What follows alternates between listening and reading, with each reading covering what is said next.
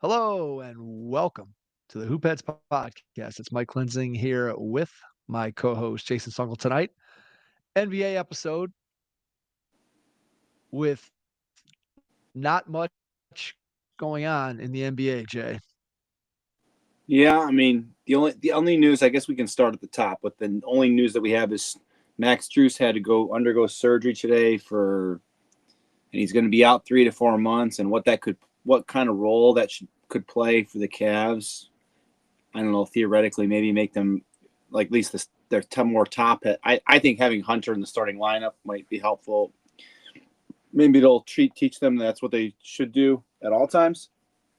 But other than that, I mean, it could have some. Obviously, has ramifications depending on how everything else shakes out. But I think that's really the only news we have, Mike. Yeah, there's that, and you didn't even know that news until I told you like an hour and a half ago. So he's been off Mike's been off the Twitter sphere today, which I did not much spend much time on the Twitter sphere today. there, So yeah, yeah, I know having what Strus. happened. Like you were just so excited about Travis Kelsey and Taylor Swift getting married or engaged that you just couldn't even contain yourself, and you didn't pay any attention to Twitter the rest of the day. Are they moving to Cleveland Heights? They have a house in Missouri, apparently. That's where he proposed, according to Ed Kelsey. Okay, well there he goes. Ed Kelsey, his dad. Yeah, his dad. His dad was on All right. WEWS News Channel 5 tonight. They interviewed him for it. Of course. They're going to get in Exciting. on the That's action. some exciting news. Well, yeah, whatever. Anyway, the Max Strus piece of it just hurts the Cavs' depth. I still think that probably when you have a small backcourt, like we've talked about ad nauseum with Mitchell and Garland, that starting 6'5" Max Strus as your small forward, despite the size that you have in Allen and Mobley at the other two positions, I think you're still probably better off with a bigger guy in that slot.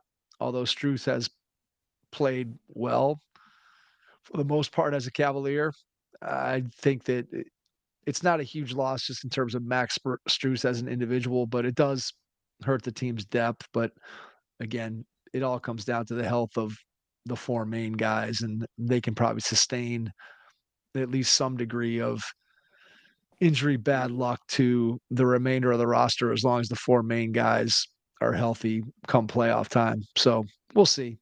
Hopefully he makes a full recovery, and he's an important part of the team, but not important enough that it should have any real huge impact on the performance of the Cavaliers. And as we said over the last couple of weeks, the Cavaliers season is not going to be judged at all by certainly the first 2 months of the season. And in reality, not at all during the regular season. This team's going to be judged on how they perform next April, May, hopefully June as an NBA playoff team. And it remains to be seen, but who knows? Yeah, who knows? We'll see. All right, so with that being the only news that we had, and not much to really talk about that we haven't already talked about in the past, Mike and I were just, I came up with the idea because of the Taylor Swift, we're going to blame Taylor Swift and Travis Kelsey for the gimmick tonight. And that is the best duos in NBA history. So when I initially proposed this to Mike, see what I did there, propose. When you initially gave this idea to Mike, we didn't really set any parameters, but then we talked a little bit and we decided that we're going to talk about duos that actually accomplish something, like not just there, and then we'll have an honorable mention duo. Like that's what we decided, right? Correct? Yes. Yes. All right. So like obviously when we're thinking about the best duos in NBA history, like I think there's a lot of names that we think about and we can talk about, but the obvious number one's Jordan Pippen, right, Mike? We're agreeing on that, right? Yeah. We can talk Jordan and Pippen, but I clearly think that they're a number one. Although there's probably a duo that is, I would say, maybe a close second, maybe closer than even we might want to admit as big Michael Jordan fans. But I do think that the second place duo in NBA history is pretty darn good. I think I don't know how should we organize this. I look at it and kind of think what might be interesting is just to kind of go through and kind of run through the history of the NBA. And not that we're going to go through and talk about every NBA championship team, but you can kind of look at the dominant teams from each era. And that sort of gives you a jumping off point of duos that you could consider to be a part of the lists. And then we can dive into our lists. I think that makes the most sense, if that makes sense to you. I have the list of champions pulled Well, up. I'll let you So, lead this because that was not what I had thought. So you go for it. You got this, all Mike. right. So I think that this just kind of leads into a way to think about not just who's on the list, but sort of the process for how you get to the list. So I'm going to go back to the early 50s of the NBA. So the very beginning. And the first So wait, dynasty. stop. Can I ask you a question before we get into this? Are we going to Yeah, include the ABA sure. in this? We are not going to include the ABA. We could, although if you look, there really isn't necessarily, I guess the Indiana Pacers won 3 out of 4 from 1970 to 1973 in the ABA, and the New York Nets with Dr. J won a couple in 74 and 76, but I think we're just going down a slippery slope if we include the ABA. So Listen, we're gonna just stick with are we going to include the Harlem NBA. Globetrotters? Are No, we it's going to good. include the Washington Generals? No, we're Nothing? not. We're not. Okay, just No, we are not. We are not gonna include we're not gonna include any college basketball teams. We're not gonna no include any WNBA. teams from no FIBA teams, no Olympic teams. We're not going to go with any of that. So I guess if we wanted to go with Olympic duos, we could probably come up with some more names, but let's stick with NBA. So, Okay. all right, you go back to the 1950s, and the first original dynasty of the NBA is the Minneapolis Lakers. And so I'm guessing, based on my own research and my knowledge of your knowledge of the history of basketball, that you can probably name at least one guy from the 1950s era Minneapolis Lakers. I, um, let's see. Let me think about this. I know they played in Minneapolis. Oh, I mean, Do you need a thinking. hint? No. Mikan, right? George Mikan's on that team, right? George Mikan is the first superstar of the NBA. And then as I was kind of looking at it and doing some research, I tried to figure out, well, did George Mikan have a teammate that would be worthy of consideration for the best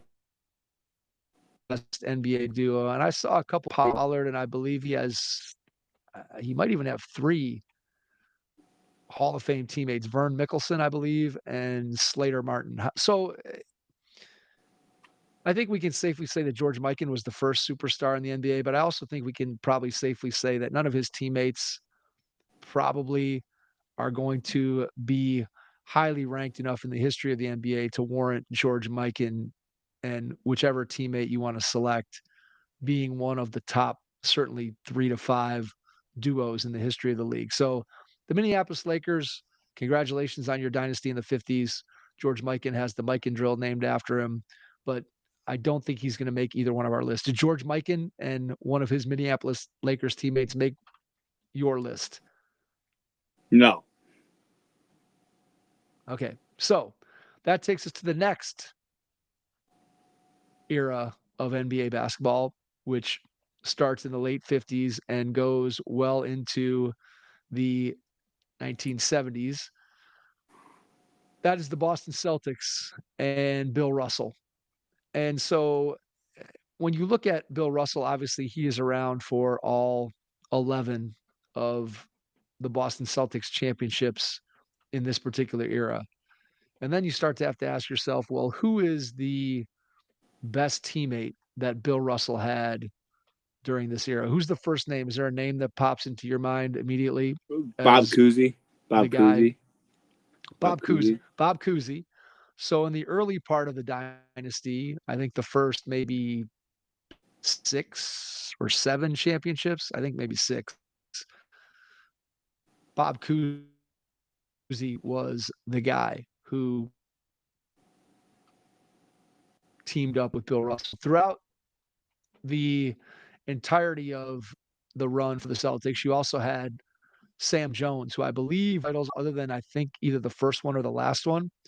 And then you had John Havlicek, who was not there at the beginning, but who was there at the end. And then eventually he won another championship with the Celtics and Dave Cowan. So I think if you're talking about Bill Russell and one of his teammates as a duo, you're looking at Bob Cousy, Sam Jones, or John Havlicek. And I think most people probably most closely associate Bob Cousy just because Cousy's considered to be one of the all-time greats. Sam Jones is probably a step under that. And I think Havlicek was still young as he teamed up with Bill Russell. Although again, Havlicek played, but at the time played 16 seasons and just had an incredible career. But I think most people still probably associate Bill Russell with Bob Cousy. And so, did you have Russell at all? I didn't, but I think so. Here's the problem. Like I'm obviously pretty skewed because I'm younger and that's not where my head went, I guess. So I did not have him. Did you have Russell on there? Yeah, completely understandable. I do not have him in my top 3. I do not have him and whatever teammate you want to choose as top 3. And again, biased because I didn't watch much Bill Russell basketball. The heyday of Bill Russell's career was well before I was cognizant of NBA basketball. Most of it was before I was born. So hard for me to judge again how great Bill Russell was in this era. Certainly the 11 championships in 13 seasons speaks pretty highly of his credentials. I just don't know that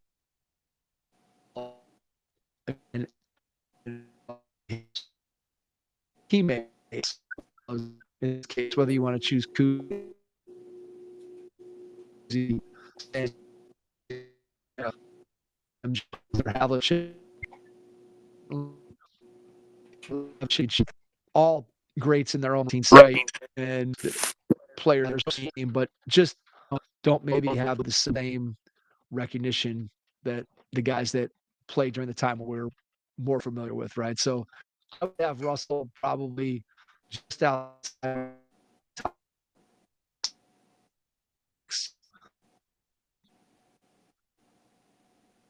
Although if you look at again record of they were him and whoever you want it to be, clearly were a dominant team in their era.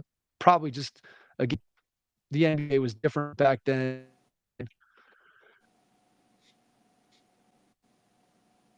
But Cousy and Russell did not make my list. But clearly in the 60s, those again Celtics teams were right at the top of the list of our and go to the next era. So that would be it was an era where you had a bunch of teams that didn't really nobody the level of talent in the two was no leagues was dominant. You had the ABA, the NBA, so you didn't have any dominant one in 70 and 73. So if you were going to talk Willis Reed and Walt Frazier, both of whom are very, very good players, I don't know if anybody would have them near the top of some of the other teams and duos that we're going to have and talk about in a little bit. But other than that, you had teams, the Sixers lose to the Portland Trailblazers.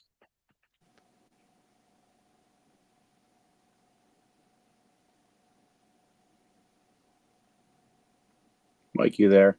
I'm having some major issues. I'm here. I'm having major issues, but I don't know if it's my internet or if I don't think it's you because I looked on YouTube and you looked like you were coming through pretty clear. So I think it's me today. Okay. Of course. Okay. So I'm gonna There we download go. Riverside on my phone, and All right. I might try to go in order. But All keep right. going. You're just cutting in and out for me. So like, I don't know exactly Okay. why All right. I don't know why it's doing that. I'm not running anything normal that I like. Who knows? So go ahead. I Sorry. got you. Understood. So anyway, like I was saying, in the 70s, you had a mismatch of teams. Nobody really won uh, uh, in any type of dominant way during the 1970s. Again, you had the ABA NBA merger takes place in 76, brings Dr. J over to the NBA. And it was an era of, I don't want to say parity, but again, you had a bunch of different champions. So 70 the Knicks, 71 the Bucks, 72 the Lakers, 73 the Knicks again, 74 the Celtics, 75 the Warriors, 76 the Celtics, 77 Blazers, 78 Bullets, 79 Sonics, and then 1980 you have the Lakers. So you had all these different teams. I don't know that there's anybody in there that qualifies. I guess the team that won 2 titles in that era were the Celtics with Cowens and Havlicek. So you could say that those two probably were the dominant duo of the 70s. I don't think they're going to make it onto any of our lists.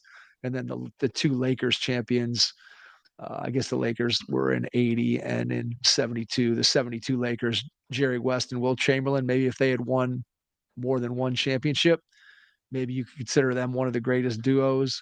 But since they only won one, I don't think we're going to have them qualifying. And then in the 80s, you get to a bunch of teams that potentially I think could end up on some lists. So you had the Lakers, you have the Celtics, you have the Pistons, and you have the one championship Philadelphia 76ers. So without any order, well, I'll just go with the teams that won titles. Let's start with 1980. You have the Lakers. So obviously Magic and Kareem. So with Magic and Kareem, I'm assuming those 2 guys made your list somewhere. Yeah, I had Magic and Kareem. They made my All list. right. Well, okay, we'll leave it there. The Celtics, Bird and McHale, I guess, is the guy that you would probably include there. Did Bird and McHale make your list? No, Okay. Then you have the Pistons, no, I, Isaiah Thomas and Joe Dumars. no, Sixers only won one title. no, Dr. J and Moses. Dr. J and Moses. no. No. All right.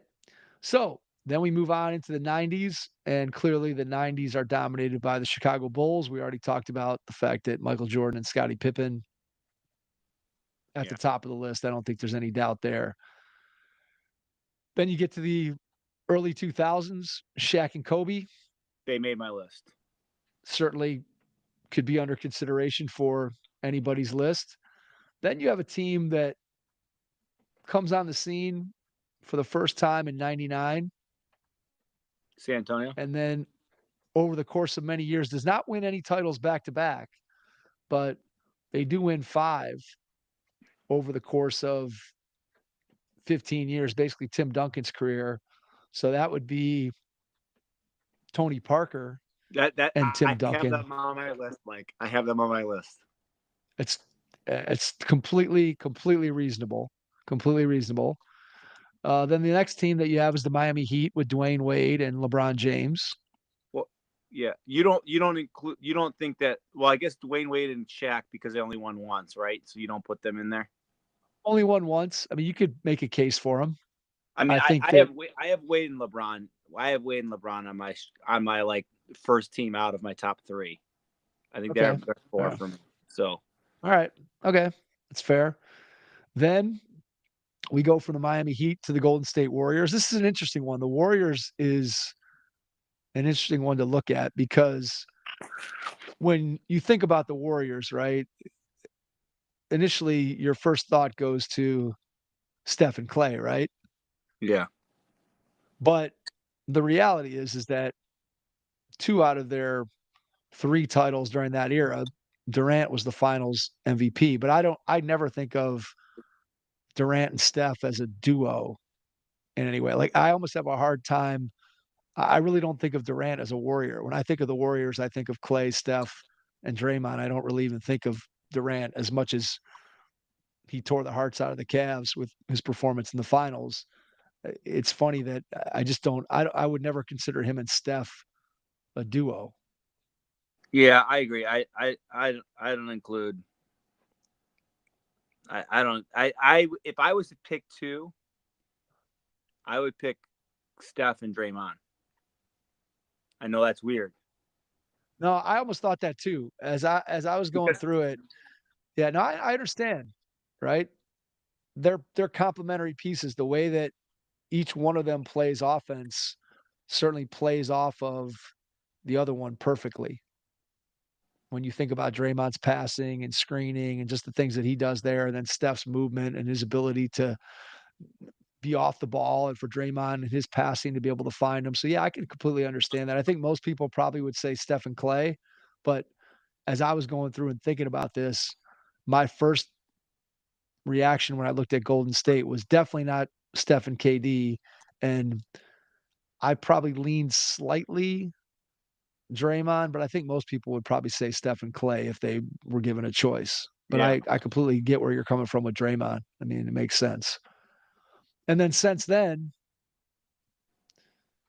you had no repeat champions. Certainly, there's some guys in today's game that you could throw out there: Murray and Jokic, Tatum and Brown, guys that have won one title, Middleton and Antetokounmpo, Fred Van Vliet and Kawhi Leonard. No, get out of No, here. no, Get out of no, here.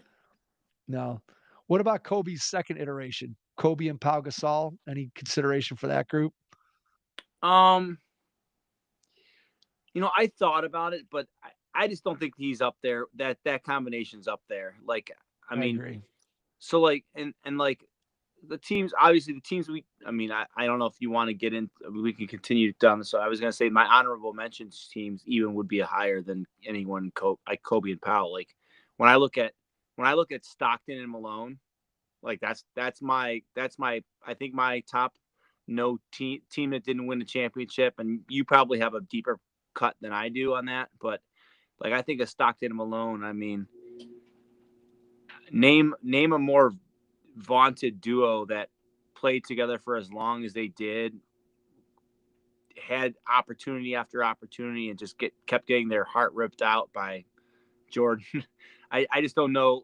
Like I don't like in any other era, Utah probably like if Chicago doesn't exist, Utah probably wins 2 or 3 championships, right? Like honestly, There's a decent chance. There's a decent chance. Although I will say now, those guys' careers together was very long, and you can you can say that maybe they should have got it done in years when the Bulls weren't around, but they were in their prime at the same time as Jordan and Pippen, and so clearly Michael and Scotty and the rest of the Bulls prevented a lot of teams from winning a title. But for the Stockton and Malone piece, those guys regular season record 906 and 506. So a 642 winning percentage in the playoffs. This is pretty interesting. Their playoff record, they won 85 games. They lost 87, below 500 as a playoff duo, which is kind of interesting, which sort of goes along with their reputation of Malone being a really, really good regular season player, a really, really good player for the first 44 minutes of a game, but maybe not the guy that you want to put the ball in his hands at the end. But clearly, if you think about a duo where the two guys really did work in concert with one another, basically Utah's offense for the duration of those two guys' prime was almost entirely based upon the Stockton and Malone pick and roll. And you can look at the rest of these guys that we're going to talk about, and they probably were not as seamless a fit as those two guys were offensively, right? You have Stockton, the consummate old school pass first point guard, crafty, makes every pass.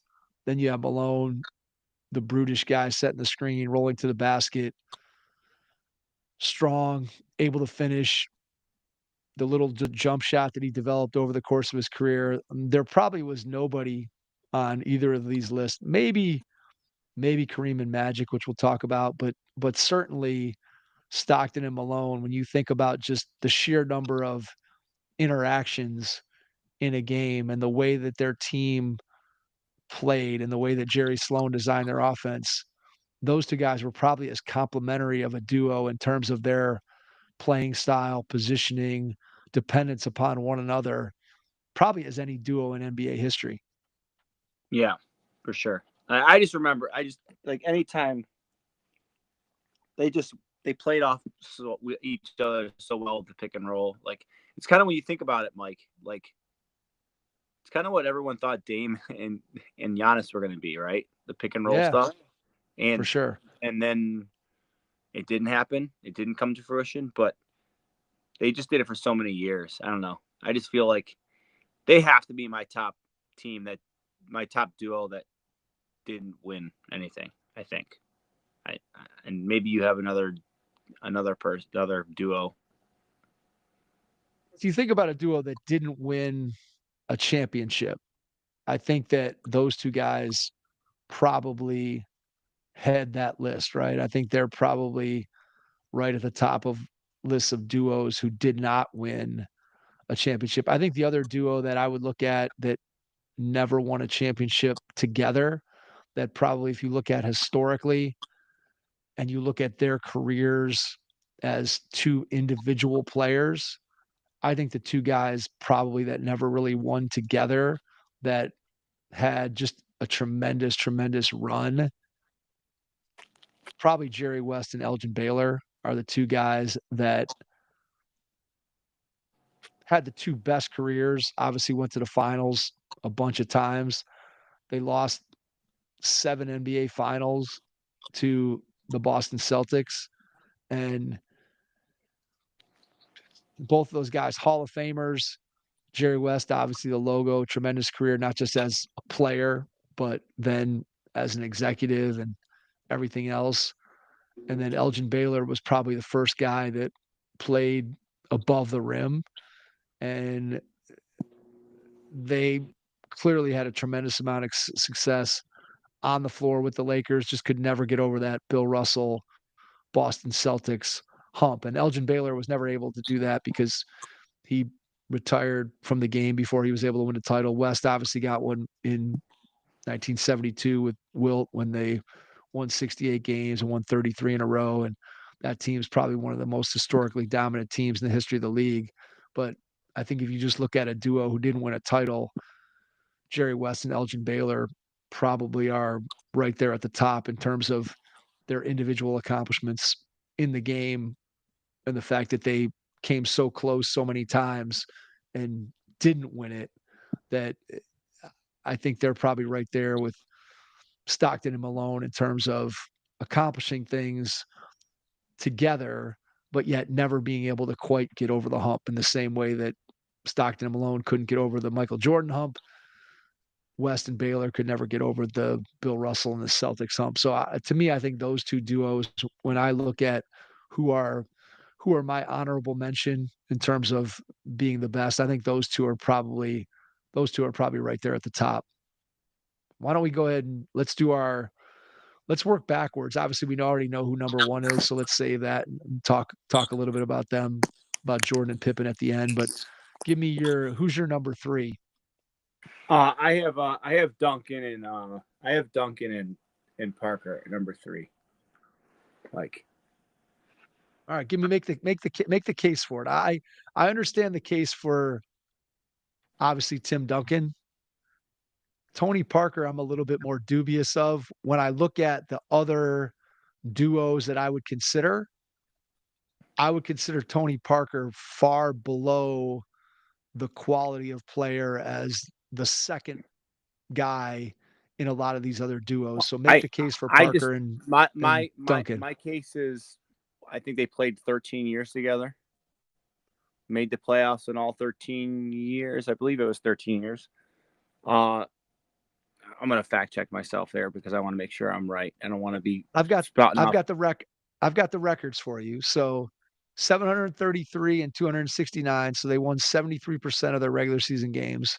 What's interesting about these two guys is that Tony Parker won the MVP of the finals for the San Antonio Spurs. When we look at the rest of these guys on this list, I guess with the exception of Magic and Kareem, where I believe they both won finals MVPs, in some of the other cases, only one guy took home a finals MVP. So that makes it interesting. And these guys also had a tremendous record in the playoffs. They won 61% of their playoff games. They went 131 and 81. So from a winning standpoint, there's no question that these guys belong on the list. I just look at Tony Parker's accomplishments as the second guy in the duo. And from a regular season standpoint, and just from a where they rank historically, I think Tony Parker is probably below most of the other guys in the duos that we consider. Well, so when I look at this, when I thought about duos, I thought about the way that they played together. I didn't necessarily worry about stats. So that's when I was thinking. Makes That's sense. why I put them. I put him there at third. Listen, I think obviously I have recency biases. All three of mine were guys that I grew. All three of my top three were people I grew up. What? Listen, I had to make a tough choice, and it's bad that I chose. Maybe it's bad that I chose Tony Parker and Tim Duncan over Kareem and No, Magic. it's not.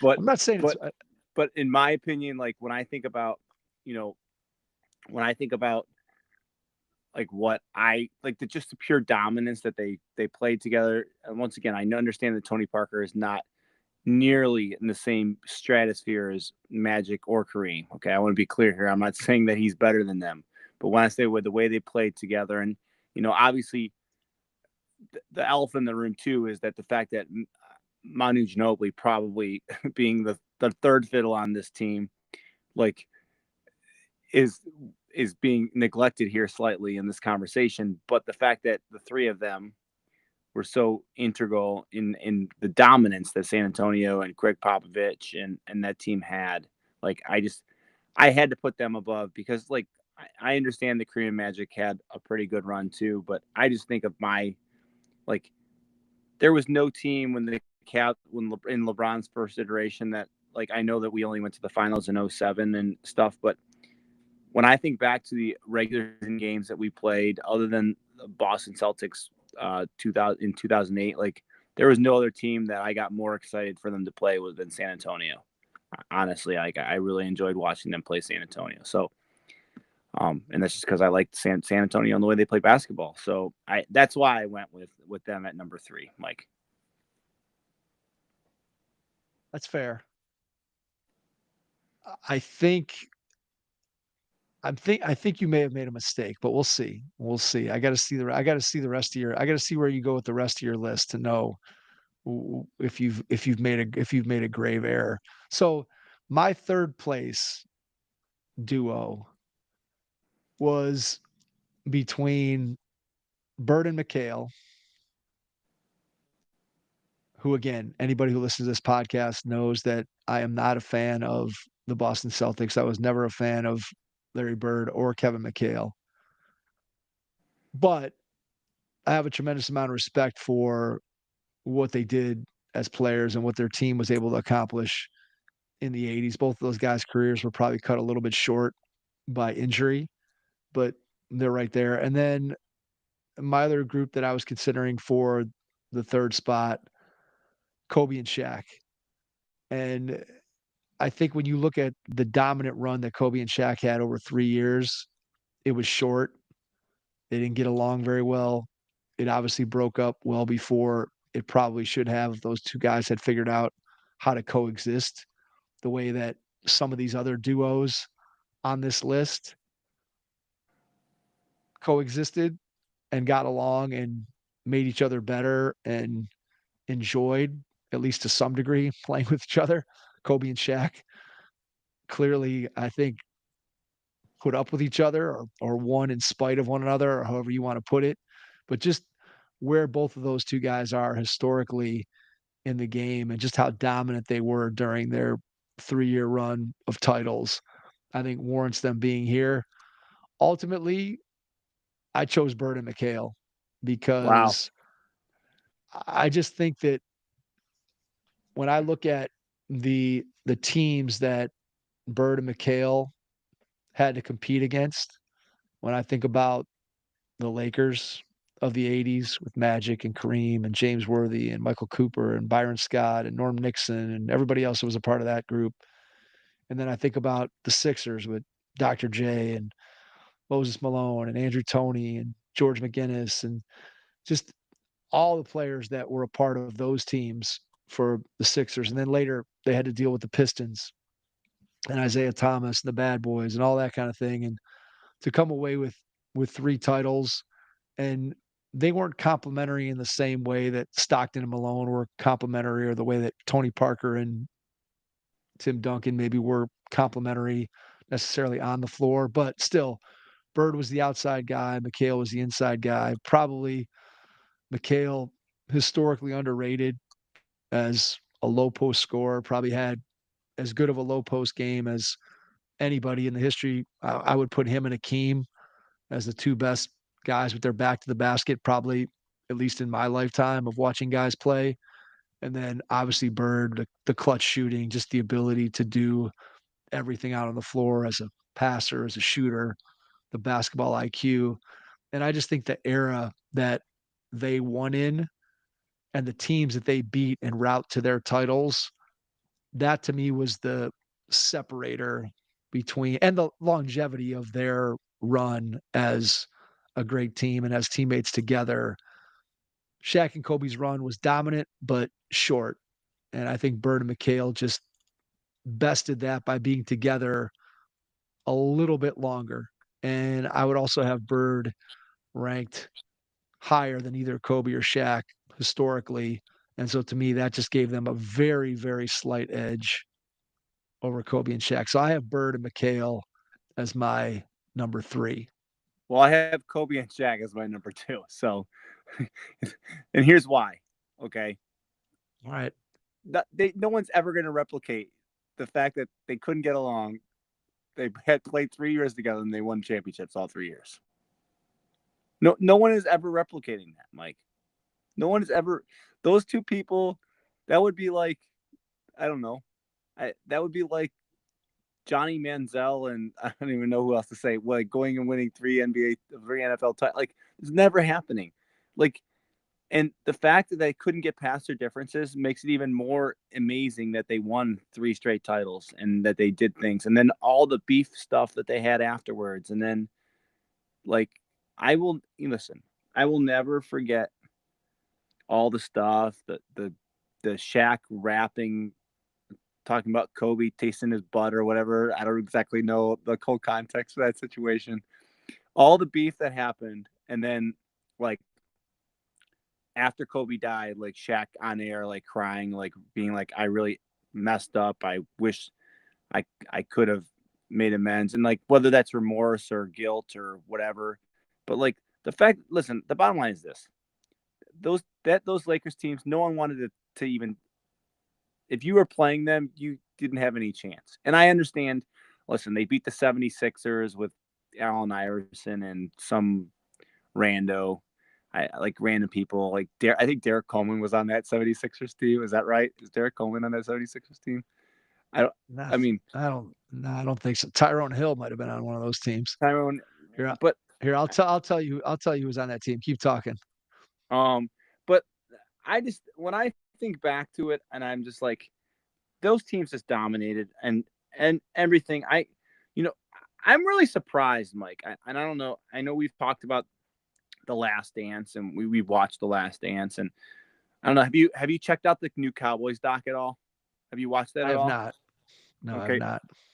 I'm really surprised that there hasn't been a doc on the Kobe Shaq Lakers. Like I would be super intrigued, and maybe that's hard now because of obviously Kobe and stuff. Maybe that's too difficult to do. Um, but I don't know. I just think I just think that team is just so dominant. And listen, you didn't want to play them. Like you did not want to play them. You did not want to play anything. You wanted nothing to do with them, and you literally had no shot. Like that team was just so dominant. All right. Can I shoot holes in your Kobe Shaq at number 2? Go ahead. All right. So first, let me say that just like I mentioned a few minutes ago, clearly the dominance of those teams and what they were able to accomplish in the playoffs, they just plowed through those 3 playoff years from 2000 to 2002 in such a way that, I mean, it's ridiculous. But part of the reason why it's ridiculous is the rosters of the teams that they're beating in the finals. So the 76ers with Allen Iverson. So that's the 01 championship. I don't even know where you want me to start. Iverson, Tyrone Hill, Raja Bell, Jermaine Jones. Did you know Tony Kukoc was on that team? I had no idea. Vernon Maxwell at the end of his career. George Lynch, Todd McCullough, Aaron McKee, Nazim Muhammad, Dikembe Mutombo, Theo Ratliff, Pepe Sanchez, Eric Snow. Eric Not Snow? a murderer. I forgot about Eric Snow. Yeah, being there. not a murderer's row of a roster. The 2000 Indiana Pacers, another one of the Shaq Kobe conquests, a little bit better, but Wait. Let me see. Let me try to name players on that team. That's Reggie Miller. Okay. Reggie Miller. This team's pretty Jamal good. Tinsley. This team's pretty Jamal Tinsley. Is he on that team? No, Jamal Tinsley was not on this roster. Oh, that's a bummer. Man, I thought I knew more. I thought I was going to know more Pacers. Go ahead, tell me. Reggie Miller.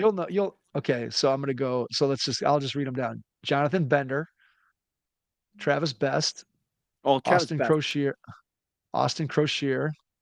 Dale Davis, Jeff Foster, Al Harrington, Mark Jackson, Derek McKee, Reggie Miller, Chris Mullen, Sam Perkins, Jalen Rose, Rick Smits, and Zahn Tabak.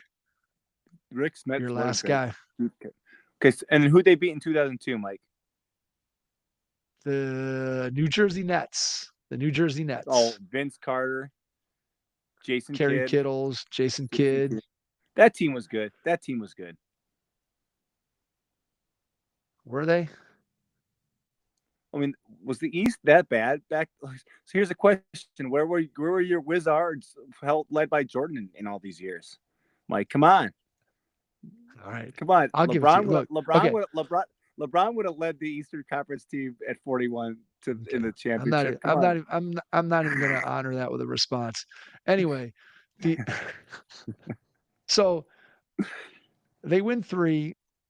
Clearly could have won more if they had figured out how to get along. But can I ask you a question? Who did they play in the Western Conference Finals those years? Because maybe we're looking at the. I'm not trying to spend too long, but one of those. Well, no. We know what happened. We know what happened in those years, right? The one year they played was that 01, the year that they got totally jobbed by in Sacramento, right? Where there's 15 foul calls. It's like Simmons talks about it all the time, that it was one of the games where if you wanted to think about shady officiating in the NBA, that was, oh man, what year was that? Let me look it up quick. What year was Kings Lakers? 2002. Okay, Kings Lakers, where just about every single thing went wrong. That was where they threw the alley. No, that was and then they had the Portland series where they almost lost. So I don't know. I mean, again, those Eastern Conference teams were bad, but I don't know. I still there's no way. There's no way that duo is number 2. All right. Well, that's my opinion is that they're that's number fine. 2. That's my opinion. Okay, so we're entitled to our own opinions, right? You are. So who's your number 2, Mike? You're certainly entitled to your opinion, even though it's wrong. You're certainly entitled to it. I can't help you there. The best The second best duo, and honestly, you could probably make a compelling case that they could be number 1. I mean, it's Magic and Kareem. Magic and Kareem won 5 titles together. They have the best playoff winning percentage of any of the duos that we've talked about. They won 70% of their playoff games, 110 and 47. Overall, they won 74% of their games, which is right sort of on the mark for just about all these teams or all these duos that we're talking about are somewhere in the mid 70s in terms of winning percentage in the regular season. Magic and Kareem, I would say clearly Magic is a top 5 player of all time. Kareem, depending on how you feel about him as a center, is probably right there knocking on the door as a top 5. I already kind of made the same case that when you look at the competition in the finals that the Lakers had to go through in order to be able to win their NBA championships, right? So we start with the first title that they won together in 1980 when Magic was a rookie. Kareem goes out with the ankle injury, and the Lakers are able to beat Dr. J and the Philadelphia 76ers. The next one, they end up in 82. They beat the Sixers again. So 2 wins over Dr. J and the Philadelphia 76ers. Then in 85, they beat the Celtics. In 87, they beat the Celtics. And then they get their last title in 88 against the Detroit Pistons before the Pistons go on to win the next 2 NBA titles.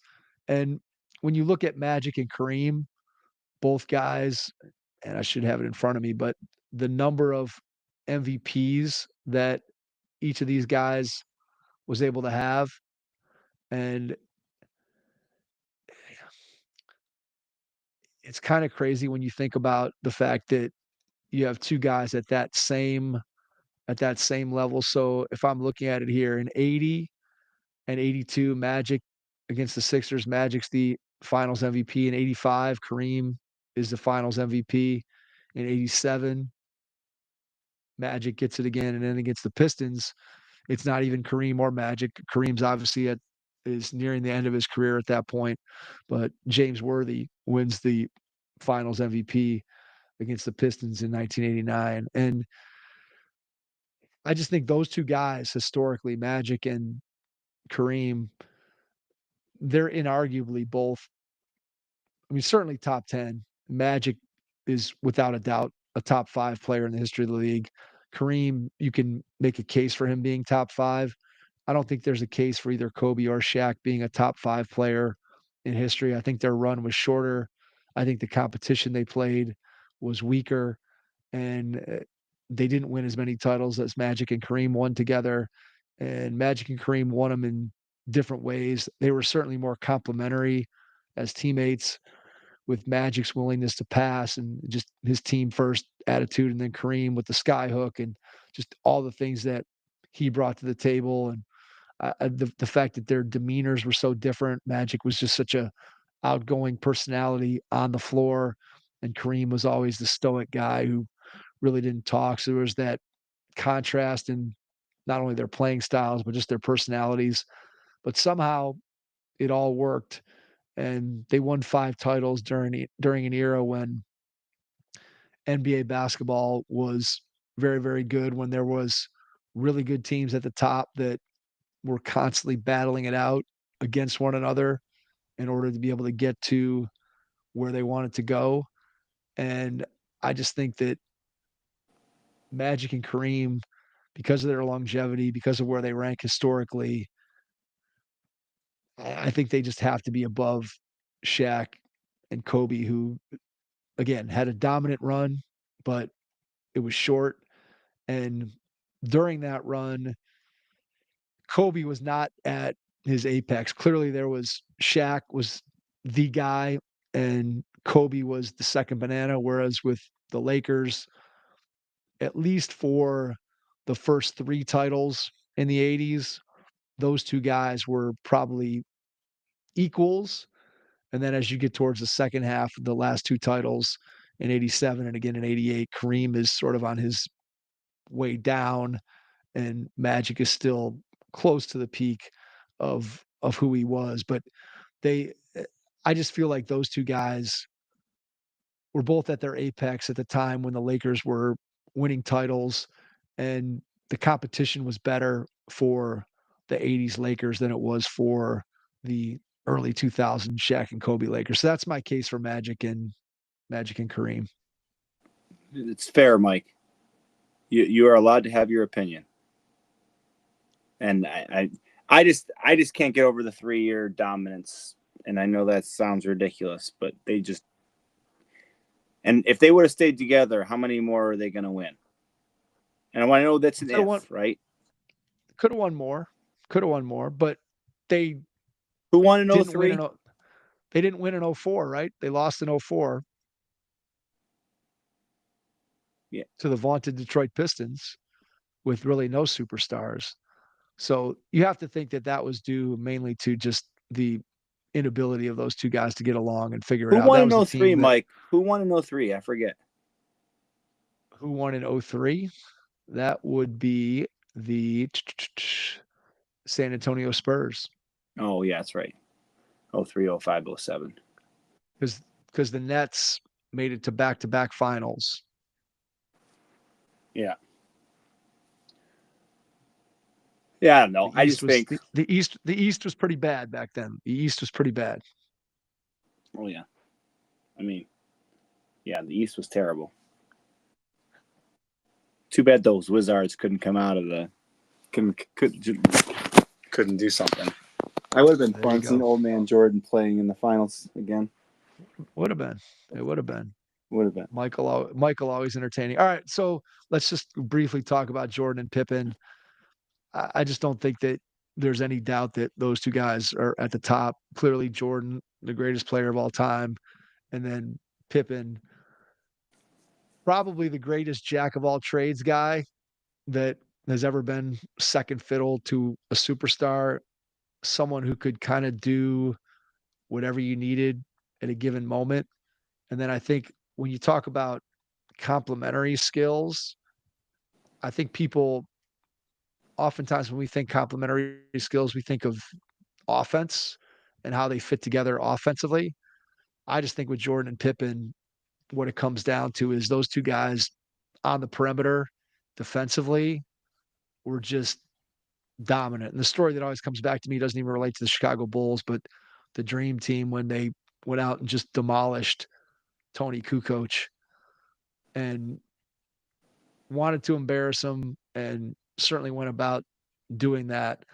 And there's never been a two-headed monster on defense like those two guys that you could just lock up the other team's perimeter defenders, the length, the athleticism, the speed, the ability to be everywhere on the floor, just in both of their three-peats, just dominant defensively. And you don't often think about that defensive piece as them being complementary, but because they could both just lock down perimeter defenders,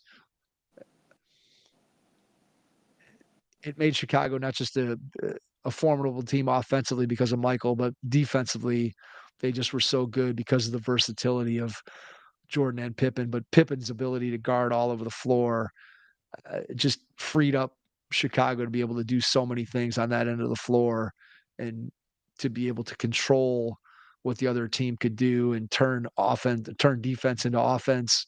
And then Jordan's exploits and what he did in fourth quarters, and then what he did just psychologically as a competitor to guys that were competing against him. 6-0 in the finals. I just don't think when you have the best player in history at the top of the list, and then you throw in, like I said, Pippen and his just ability to do a little bit of everything and do it at a very, very, very high level. He was like the perfect complement to Jordan because he could do everything on the floor, and yet he was a guy who didn't need to have the ball to have a huge impact on the game. And obviously, if you have Jordan on your team, you want him to have the ball and you want him to have it a lot. And Actually, it was Phil Jackson's triangle offense, right? That the thing he had to do was convince Jordan that he had to share the ball and he had to do some things to get his teammates You more know where else involved. Phil Jackson's triangle offense worked really well? Where's that? In Los Angeles. That's true. Did work very well for Shaq and Kobe. Maybe Phil Jackson should be on this list. Phil Jackson and any team he's coaching or any team he touched besides the New York Knicks don't want Phil Jackson around the New Maybe York Robert Knicks, but Ory should be on otherwise, this list. Maybe Robert Ory should be on well, the San well, Antonio and Chicago well, and LA. that's a guy I didn't mention. There's one guy that when we were going through the NBA champions that I didn't talk about. Do you know the guy that I'm missing? Who's the Who's guy that? that I didn't talk about that won back-to-back titles? There was one guy that I skipped over for some reason. I don't know why. In the mid 90s when Jordan retired, who won the titles? Hakeem. Akeem. And who was Akeem's best teammate?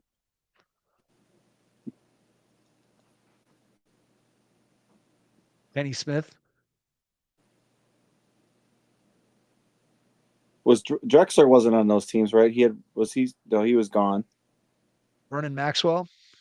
Maxwell. Otis Thorpe. Who was the The point answer guard? is Kenny Smith. Well, there it is. There's the answer. Mario Jet. Elie. I just thought there's nobody. So Robert Ory, there's nobody on on those Rockets rosters that you could even remotely consider How putting many with. championships does Robert Ory have, Mike? I believe he has 7, if I'm not mistaken, but I could be wrong.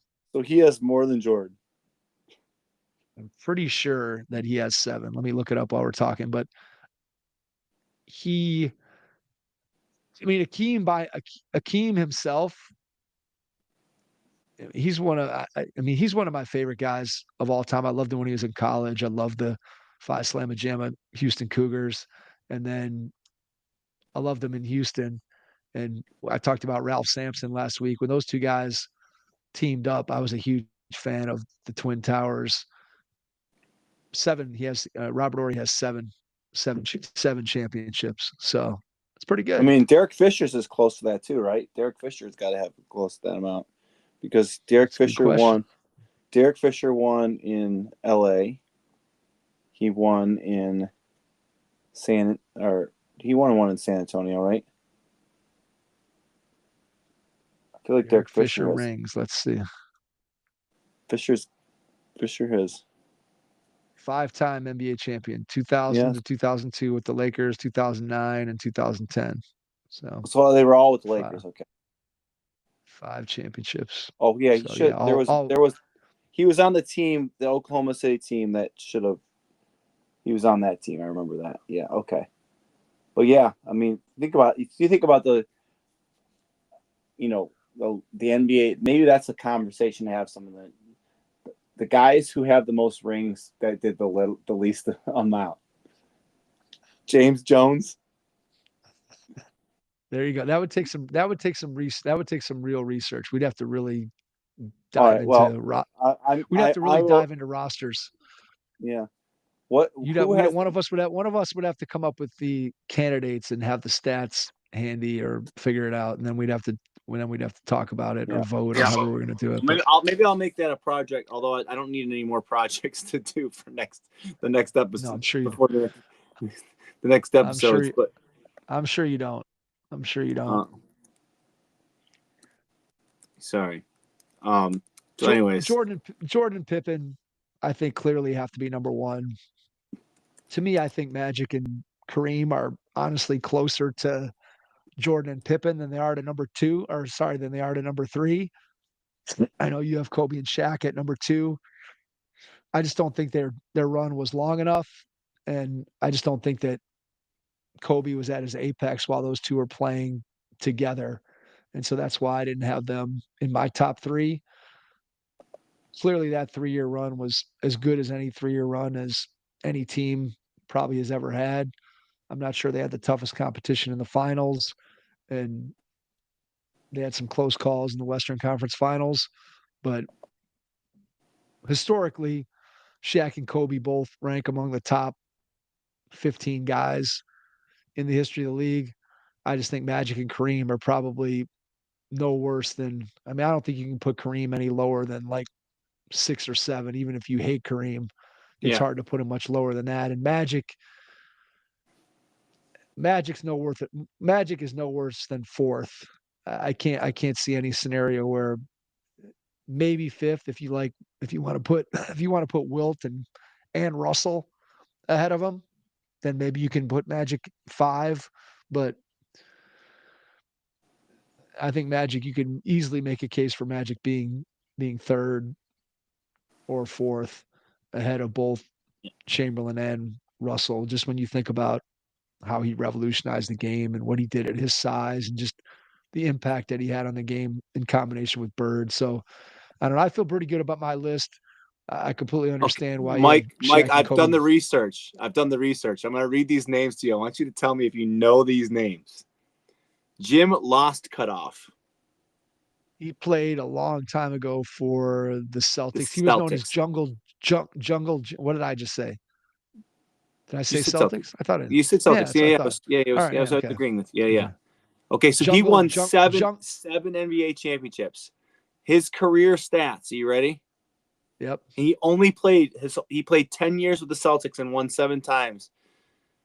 Okay. His career stats were 6 points per game, 5.5 rebounds per game, and 0.7 assists per game. He was described as the Celtics hatchet man. Jungle Jim and Lasky were his nicknames. See, Jungle Jim. Then I just said that. You So did. You're good. Okay. So that's so he's the first guy. So when I'm looking at the 5 people ahead or 6 people ahead of him are all Hall of Famers. He's not a Hall of Famer. Robert Horry also has 7 championships. He is not a Hall of Famer.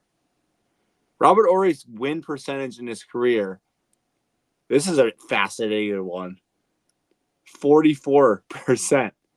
His team's only regular won. season. Yeah, regular season. His team's only won 4. So what teams was he on in between the championship teams? That's some bad teams. Okay. Then the next guy, Larry Siegfried. He has 5 championships. Also played for the Celtics in the 60s. Here you go, Larry Siegfried, born from Shelby, Ohio. He played for Ohio State. You know this guy? He played with He Bob played. Knight, I believe. He did. Future coach Bobby was a reserve on that team. Yeah. 5-time NBA championship. His career, he averaged 11 points per game. So he was a little more respectful. Frank Saul. Have you ever heard that name before? Frank Never Saul. heard that one. He's played for the Rochester Royals in the 50s and the Baltimore Bullets and the Minneapolis Lakers. He won 4 championships. His career stats, he averaged 5 points per game, 2 rebounds, and 1.5 assists. That's pretty bad. That's some pretty. He walked away with 5 NBA championships, obviously. And I'll give you one more, Mike. Wait, Kurt Rambis isn't in the Hall of Fame. I would have thought Kurt Rambis. No. He's not good. Oh, his win percentage. You know what Kurt Rambis' win percentage? Oh man, that's not good. No, here we go. Gene Guerrilla also played for the Celtics in the 60s. Eugene Michael Guerrilla. He went to Potomac State and George Washington for college. This guy's the winner. He's a 4-time NBA champion. His career NBA statistic, he scored 413 points in his NBA career, averaging 3.2 points per game. He's had 294 rebounds, with averaging 2 rebounds per game, and had 36 assists in his career. He is the winner. I'm calling him the winner, Mike. He's the winner. This guy was not an effect. I mean, he was particularly effective in the 1961-62 NBA championship victory over the Los Angeles Lakers. In the final moments of regulation in a decisive 7th game, he stopped Elgin Baylor. There you go. Claim to fame. He stopped Elgin Baylor. There we go.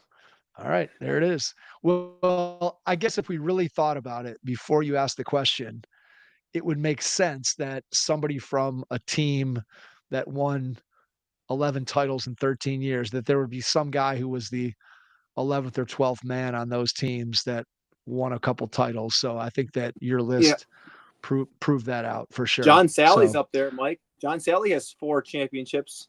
He has a 12-year gap between his 2 championships. How about that one? Yeah. Spider. I like it.